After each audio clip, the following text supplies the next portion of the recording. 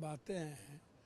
अब हमको बताओ, 6 साल अटल जी, 11 साल मोदी जी, 300 पहले था। आज इनके पास संख्या भी नहीं है।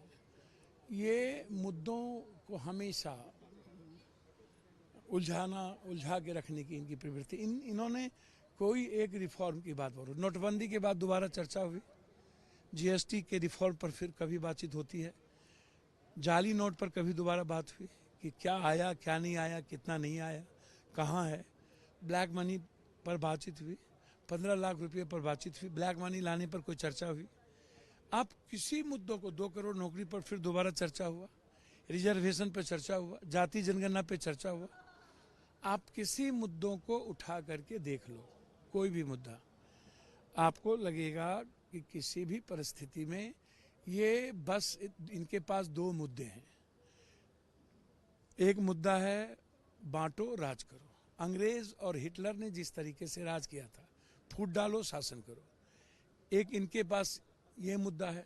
दूसरा मुद्दा इनके पास है कि हर महत्वपूर्ण देश के इशू, चाहे वन नेशन वन एजुकेशन हो, हेल्थ हो, इकोनॉमी हो, आर्थिक आज़ादी की बात हो, या फार्मर्स की बात हो, या क्वेश्चन लीक का मामला हो, बच्चों से जुड़ा मामला हो, भविष्य से जुड़ा मामला हो, खाद ब्लैक मार्केटिंग है उससे जुड़ा मामला हो, इन सबको दरकिनार करो।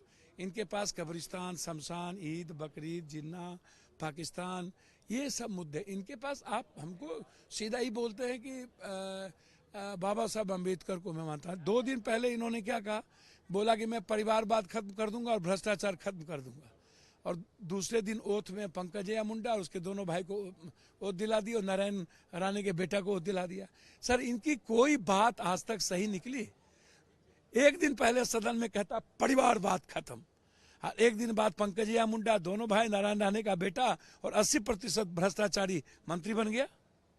सर, कोई मुद्दे जिस पर ये गंभीर हो, हर चीजों को ये नेशन में के लोगों को दिग्भ्रमित करते हैं, आंख में धूल झोंकते हैं और मुद्दों से भटकाते हैं। मनी की बात करते हैं। सर, 200-400 करोड़ रुपये में एक इलेक्शन होता है साउथ में, ठीक? सबसे ज्यादा यदि आप मनी को करना चाहते हो तो आप एक कानून लाओ, चुनाव आयोग के लिए एक बजट दे दो, और उसको बोलो कि जैसे अन कंट्री में, जर्मनी है, अमेरिका है, अन कंट्री में जहाँ पर डेमोक्रेसी जिंदा है, जहाँ पर वन नेशन वन नहीं है, जहाँ वन नेशन है चाइना, रूस, आप वहाँ की डेमोक्रेसी देखो कहाँ खत्म है। आप क्या डेमोक्रेसी खत्म करना चाहते हो? आप संघीय व्यवस्था पर हमला करना चाहते हो? आप अलग अलग विविधताओं की जो संस्कृति देखने को मिलता है, क्या उसको खत्म करना चाहते हो? क्या हिटलर रूल होगा? क्या देश में दूसरी कोई बातचीत नहीं होगी? तो आप इनसे पूछो, यदि इकोनॉमी को कम खर्च करना चाहते हो तो आप प्रचार का भार दे दो चुनाव आयोग को, और चुनाव आयोग को बोलो 15 दिनों के अंदर रिजल्ट चाहिए। आप सभा आप करिए, उस मंच पर आप लाइए, एक सभा कीजिए या 4 सभा, 6 सभा करो, 6 विधानसभा में, और सबको बोलो उस मंच पे जाए, अपनी बात रखे, जनता जिसको वोट देना हो दे, क्लियर करे। तो आप ये कानून लाओगे नहीं। आप खैरात बांटोगे चुनाव के पहले, तो वो जनता का पैसा नहीं जा रहा है। 84 करोड़ लोगों को जो आप अरबा चावल दे रहे हो, जनता का पैसा नहीं दे रहा है। आप जो वाईफाई फ्री, सब फ्री, जनता का पैसा नहीं जा रहा। आप जो बड़ा बड़ा मार्केटिंग करते हो अरबों खरबों का, वो जनता का पैसा नहीं जा रहा है। आप जो 2 करोड़ का मंच बना करके जाते हो, जनता का पैसा नहीं जा रहा है। आप रोको उसको। मतलब 362 इनको पूरना नहीं है, संविधान बदलना नहीं है, बस मुद्दे को भटका के रखना है। और एक आप व्यक्ति की गणेश परिक्रमा करो और एक ही व्यक्ति के बारे में बोलते रहो। बस सदन इसी के लिए, एक व्यक्ति के लिए इनके पास कोई व्हील नहीं है। इसीलिए इनको जर्मनी से, यूरोप से, अन कंट्री से सीखना चाहिए, और चाइना और रूस को देख लेना चाहिए, क्षेत्रीय पार्टी को। और क्षेत्रीय पार्टी को एक बात कह देना चाहते हैं, सबसे बुरा हाल चंद्रबाबू नायडू और नीतीश कुमार का होगा और शिंदे का होगा। आज लिख लो, मैं बता रहा हूं, शिंदे, अजीत पवार, इन लोगों की पार्टी ये तोड़ेंगे। किसको छोड़ा है ये? या कोई बड़ी पार्टी, बड़ी मछली किसको छोड़ता है? आप उठाकर, सर 17 में इलेक्शन कमीशन ने और लॉ कमीशन ने कह दिया था कि ये सही नहीं है, इन्हीं के रहते हुए, ठीक है? आप 71 की बात करो, 71 में क्या, केरल के ऑर्डर को देख लो, क्या कहा था सुप्रीम कोर्ट ने? उस वर्डिक्ट को आप याद करो।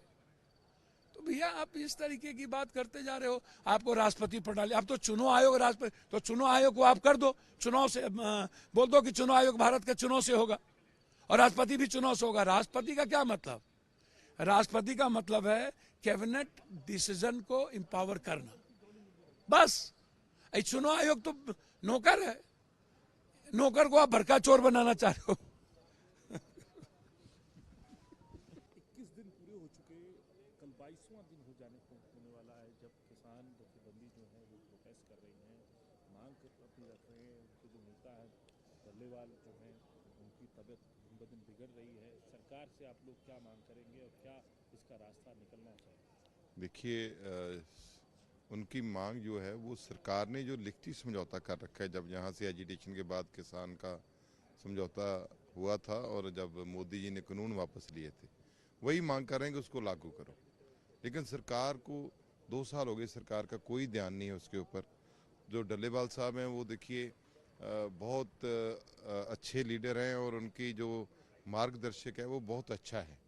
तो वो तो हमें बहुत लंबा समय चाहिए, लेकिन वो इस सरकार के जो रवैये है उसके कारण वो भूख हड़ताल पे चले गए हैं और उनकी सेहत दिन ब दिन बिगड़ रही है और सरकार को बार बार बताने के बाद भी सरकार कोई ध्यान नहीं दे रही।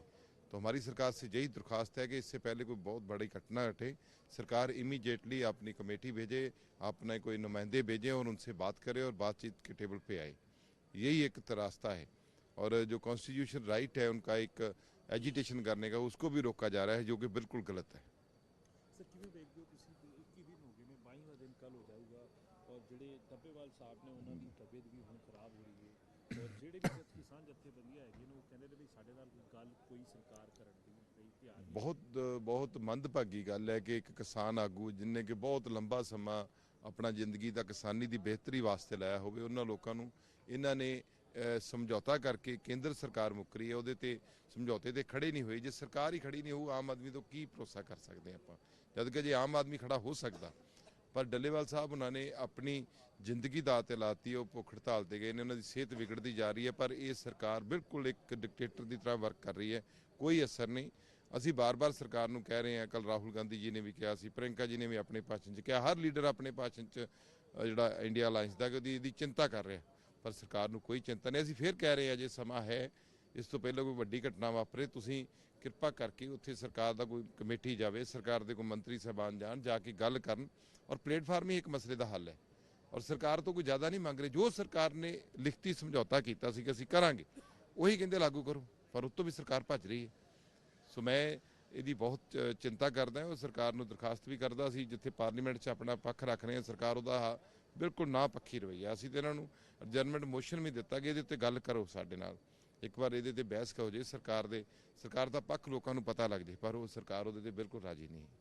सर एक आखिरी सवाल, वन नेशन वन इलेक्शन को लेके आज जो है लोकसभा के अंदर रखा गया, उसको ये बात भी कही गई कि जेपीसी में इसको भेजा जाएगा, किस तरीके से देखते हैं? देखो, वन नेशन वन इलेक्शन जो इनका एजेंडा है, ये देश को तानाशाह की तरफ लेकर जाएगा।